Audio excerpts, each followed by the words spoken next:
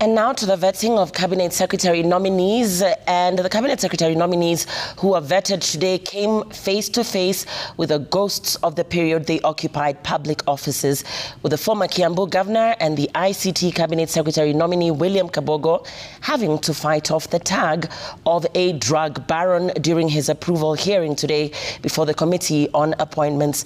As Emmanuel Toh now reports, the Agriculture CS nominee Mutahi Kagwe also had a tough time responding to questions on his alleged involvement in the Kenya Medical Supplies Agency KEMSA scandal in the procurement and supply of COVID-19 material, which saw the taxpayer lose billions of shillings. I, William Kabogo, do swear that it was a marathon grilling which saw the past exhumed regarding President William Ruto's new signings into cabinet, with the former Kiambu Governor William Kabogo, who is a heartbeat away from being the Cabinet Secretary for ICT and the digital economy, at pains to clear his name on allegations of being a drug trafficker in a US dossier more than 14 years ago. Data that does not expire cheaper. Kabogo, who was adversely mentioned in a dossier by the US Foreign Narcotics Kingpin Designation Act in 2010, alongside other 3 members of Parliament, presented to Parliament by the then Minister for Internal Security, Professor George Saitoti, said he was cleared of any wrongdoing. The late Professor George Saitoti named in Parliament persons suspected with drug traffickers. Did you or have you ever been suspected or charged with drug trafficking? I had never been involved in drug trafficking, and I had never been a driver of the Honorable Mao as that dossier.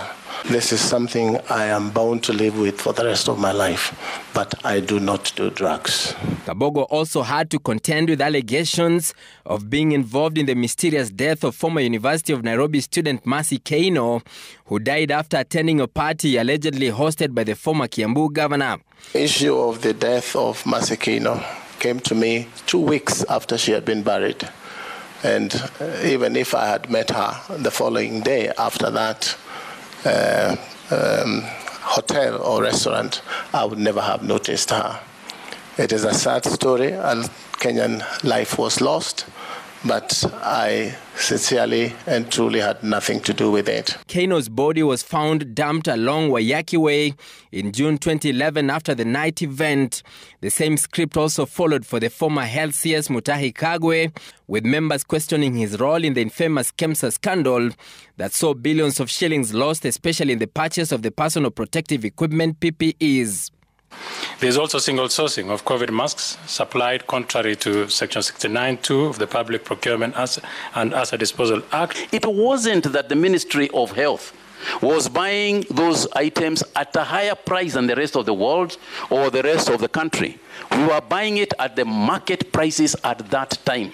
That cartels fight back. You know, cartels will fight back. And some of the stuff that you are hearing coming out is a question of cartels fighting back. Kagwe was also put to task to explain how he cancelled the use of Russian Sputnik V vaccine moments after it had been administered to President William Ruto then and First Lady Rachel Ruto and some Kenyans, members alleging political interference. Also vetted was the former Nakuru Governor Kinyanjui, who was nominated for the Investments, Trade and Industry docket and will also be waiting for parliamentary approval before occupying cabinet ranks. The Committee on Appointments will now retire to write its report about the 3 Cabinet Secretary nominees who have been vetted on Tuesday before presenting the names and the report on Thursday during a special sitting of the House called to consider their names and those who have been posted to international assignments. Emmanuel Toh, Citizen TV, Nairobi.